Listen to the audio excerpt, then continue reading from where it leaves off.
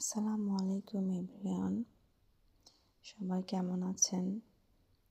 আলহামদুলিল্লাহ আমি ভালো আছি। আজকে আমি বানাবো ফেলে দেওয়া ভাতের খিচুড়ি।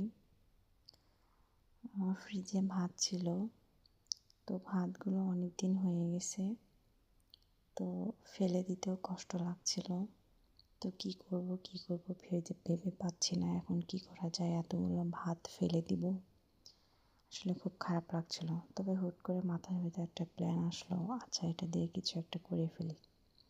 তো দেখি ফ্রিজের ভেতরে অনেক কিছু সবজি ছিল, যত রকমের সবজি ছিল, বাঁধাকপি, ফুলকপি, কয়েক রকমের শাক, পুঁই শাক, পালং শাক, মানে আরও কী কী জানি ছিল। সব কিছু দিয়ে আমি এটাকে ভাবলাম কিছু বানিয়ে ফেলি।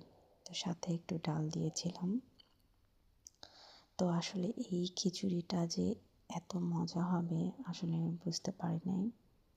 কখনো আমার হাতের খিচুড়ি এত ভালো হয় নাই, তবে এই ফেলে দেওয়া ভাতটা দিয়ে যে এত মজা হবে, আলহামদুলিল্লাহ। খাবারটা অনেক মজা হয়েছে।